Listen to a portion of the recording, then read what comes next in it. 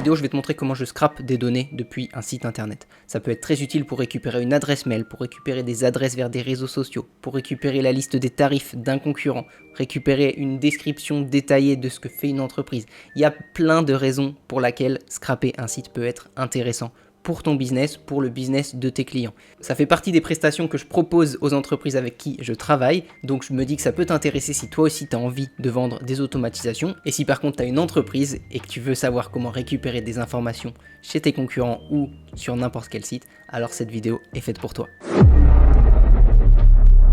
Commençons par te montrer un exemple. Donc j'ai pris des carrosseries sur Caen pour l'exemple. Donc l'objectif ce serait potentiellement d'aller récupérer un numéro de téléphone, récupérer une adresse mail. Selon le type de business, on peut également essayer de récupérer le LinkedIn.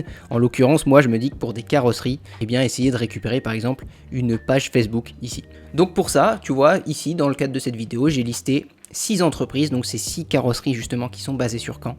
Et l'objectif, ça va être d'aller récupérer une adresse mail, un numéro de téléphone et une URL Facebook. La colonne statut, elle va uniquement me servir à, une fois que j'ai récupéré les données, on va écrire terminé et du coup on saura qu'on ne doit plus aller essayer de récupérer des données sur ce site. C'est toujours intéressant de mettre une colonne statut. Si toi actuellement tu n'utilises pas Google Sheet mais que tu as un CRM, que tu as Airtable, il est bien sûr possible de faire la même chose, je te rassure. Pour récupérer ces informations, eh bien on va aller sur make.com. Make.com, si tu ne le sais pas, c'est l'outil qui permet d'automatiser énormément de choses, dont le scrapping.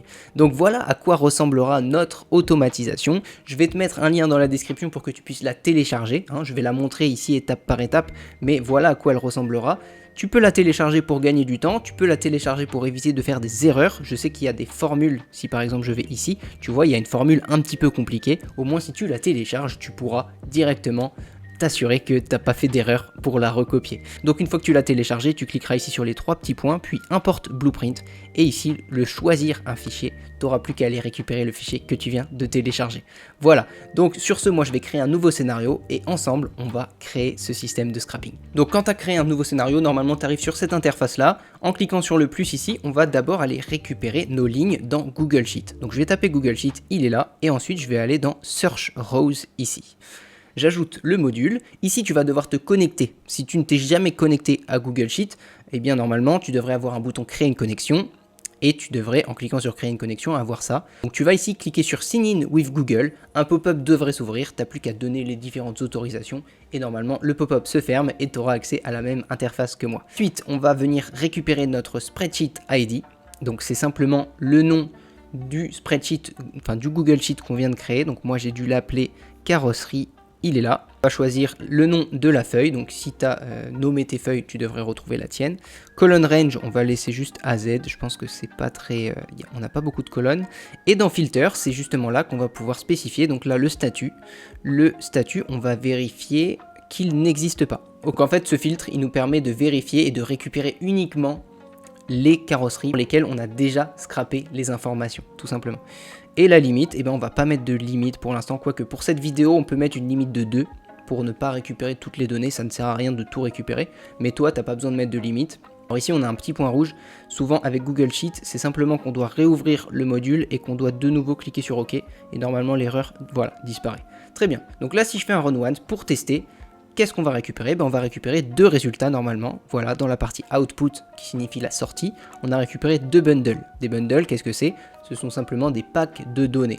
En l'occurrence, ici, on a récupéré le contenu de la colonne A pour nos 2 bundles. On n'a pas récupéré d'autres informations puisqu'actuellement, dans notre Google Sheet, si on va là, on a effectivement que la colonne A qui est remplie. Dans les autres, on n'a rien. Une fois qu'on a ça, eh ben, on va lancer un module HTTP. C'est ce module HTTP qui va nous permettre de récupérer le contenu des sites internet. Donc on va ajouter le module make a request. Dans l'URL, on va venir ajouter justement le contenu de notre colonne A dans lequel on a l'URL du site. Et je crois que c'est tout pour ce module. Très bien, si je fais un test, normalement le module HTTP devra être exécuté 2 fois. Voilà, il y a bien un 2, ça veut dire qu'il est exécuté 2 fois. Opération 1, qu'est-ce qu'elle nous renvoie?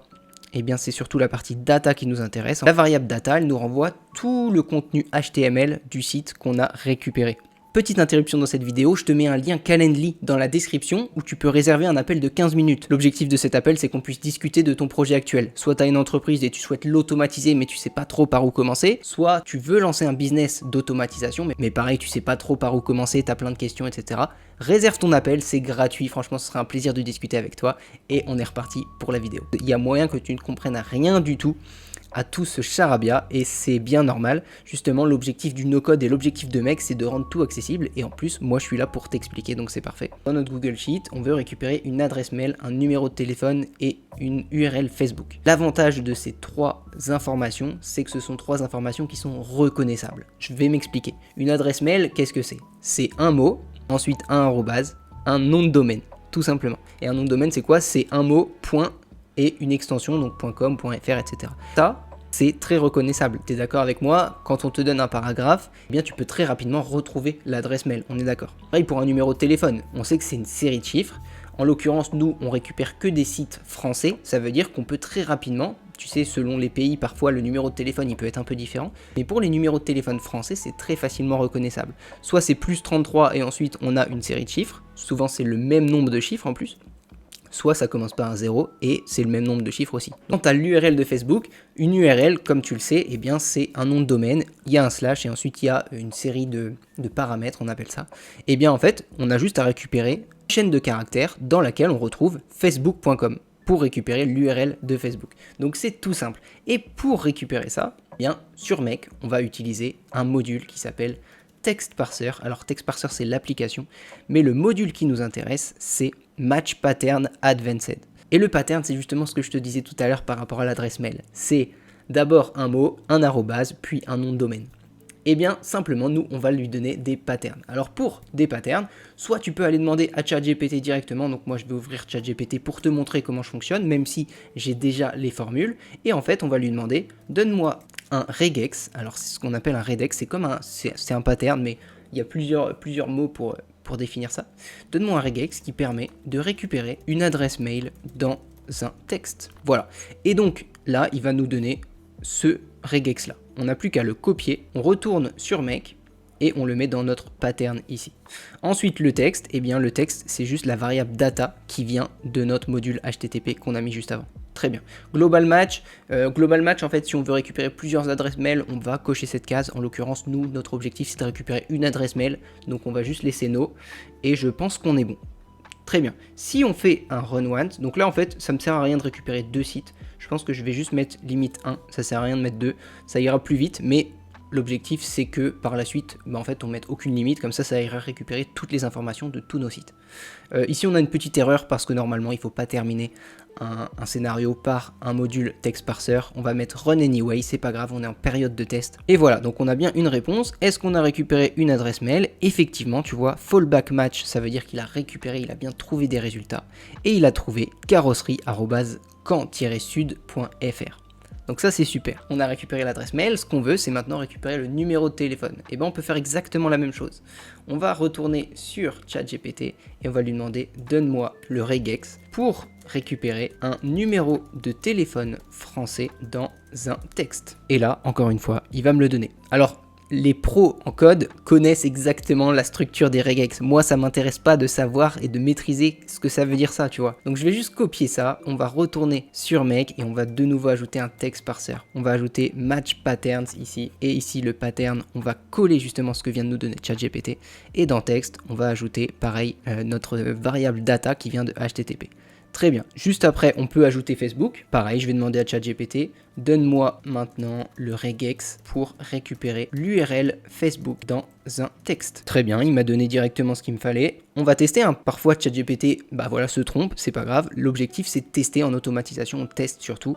Je vais ajouter un text parser, c'est la même chose, tu commences à comprendre. Et maintenant, match pattern advanced. Pattern, je vais coller ce que ChatGPT m'a donné, le texte, je vais mettre la variable data, et maintenant, si on fait un test, donc là on a encore l'avertissement, je fais run anyway, super, tout est terminé, donc je vérifie, on a bien une adresse mail, on a bien un numéro de téléphone, 02 31 82 98 30, est-ce que c'est ça? 02 31 82, 32 33. Donc c'est pas ce numéro, mais il me semble que j'avais testé, c'est celui-ci en fait. Donc au final, ils ont 2 numéros, on en récupère un, tu vois, c'est très bien. On pourrait, si on veut en récupérer plusieurs, cocher la case Global Match ici pour que même si il a déjà trouvé un numéro, bah en fait il va continuer de chercher si tu veux.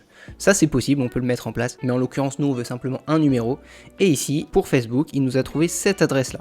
Alors est-ce que cette adresse là est la bonne? C'est une bonne question. Si on fait accéder à, le contenu n'est pas disponible pour le moment. Ok, donc ça n'a pas fonctionné, tu vois, je te l'ai dit tout à l'heure, parfois ça ne fonctionne pas. Alors pourquoi ça ne fonctionne pas? Si on va sur leur site, est-ce qu'on peut trouver le Facebook? Le Facebook était là, et comme tu peux le voir en bas à gauche de l'écran, effectivement c'est pas du tout la même adresse. Donc ce qu'on peut faire, on va carrément faire un clic droit ici sur le logo Facebook, on va faire inspecter, et normalement tu vois il va nous donner l'URL. Alors il fallait pas que je clique dessus, on va faire un clic droit, Edit as HTML ici, ce qui va nous permettre de venir copier l'URL Facebook, super, et là on va donner ça à ChatGPT justement pour qu'il nous aide. On va lui dire, je n'ai pas récupéré la bonne URL Facebook, inspire-toi de celle-ci pour me donner un meilleur regex. Et là, je colle l'URL que je viens de copier depuis le site de notre carrosserie. C'est bien qu'il y ait une erreur justement, ça me permet de te montrer comment je fonctionne quand il y a justement des erreurs. Là je fais copier le code, je retourne sur Make et on va venir modifier notre regex ici. Ok, si je fais ok, si on reteste de nouveau, run anyway, c'est pas grave. Et donc là, est-ce qu'il a trouvé la bonne? Il a trouvé la bonne page Facebook. Donc effectivement, en fait, je lui ai donné cette valeur-là. Et donc là, il a trouvé la bonne page Facebook. Donc c'est parfait. Encore une fois, je t'invite à télécharger mon système dans la description, ce qui te permettra de ne pas faire d'erreur justement. Et comme ça, tu as les URL déjà prêtes à être utilisées. Donc c'est parfait, tu vois, tu peux utiliser ce pattern-là pour récupérer Facebook. ChatGPT, je lui ai demandé plusieurs fois et au final, il m'a donné celle-ci qui fonctionne très bien. Donc c'est parfait, on a récupéré toutes nos informations et maintenant ce qu'il nous reste à faire, c'est d'ajouter un dernier module Google Sheet, Update Euro pour mettre à jour notre ligne. Ici on va venir sélectionner notre fichier carrosserie, très bien. Sheet name ça va être feuille 1. Le row number, et bien le row number c'est la variable row number qui vient de notre premier module Google Sheet. Donc celle-là, très bien. Et donc là, le site, on modifie pas. Nous, on veut modifier le mail. Et bien, le mail, c'est celui-ci. Le téléphone, c'est celui-ci. Et le Facebook, c'est celui-ci. Ensuite, on n'oublie pas de modifier le statut. Le statut, on le met en terminé. Je fais OK. Donc maintenant, juste avant de lancer l'automatisation complète, et bien, dans Search Row, on peut enlever notre limite. Donc tu vois, on va laisser le champ vide ici pour qu'il récupère toutes les lignes qui nous intéressent. Ensuite, on va juste modifier les text parsers. C'est quelque chose que j'ai oublié de te dire. Mais on va mettre Continue the execution. Mais on va cocher la case oui ici au lieu de non. Par défaut, c'est mis en non. On va cocher oui sur les 3 text parsers. Ça va nous permettre, en fait, même s'il ne trouve aucun résultat, au moins il continue l'automatisation. En gros, là, si on laisse en non, et bien dès qu'il va pas trouver, par exemple, une adresse Facebook, il va s'arrêter. Alors que nous, on veut pas qu'il s'arrête, tu vois. On veut quand même qu'il renseigne l'adresse mail et le numéro de téléphone s'il l'a trouvé, tu vois. Donc, on va cocher oui sur chacun des text parsers. Celui-ci, celui-ci et celui-ci. Une fois que c'est bon, on fait un run once. Et normalement, notre fichier Google Sheet devrait se remplir. Donc on peut même le voir en direct se remplir. Voilà, tout se remplit. Parfois, on peut voir que sur Top Carrosserie et Obo Carrossier, il n'a pas trouvé de Facebook. Par contre, il a bien trouvé le numéro de téléphone et l'adresse mail, donc c'est parfait. Ah, apparemment ici, il n'a pas trouvé l'adresse mail. Effectivement, il a trouvé une image bizarre. Donc tu vois, ça demande quand même de la vérification. On pourrait modifier notre regex pour pas qu'il ne trouve ça, tu vois, faudrait demander à ChatGPT. Donc en l'occurrence, cette donnée, elle est pas bonne. Mais sinon, les autres données ont l'air plutôt intéressantes. Il y a juste ici le numéro de téléphone. En fait, Google Sheet a détecté que c'était des nombres et pas des numéros de téléphone.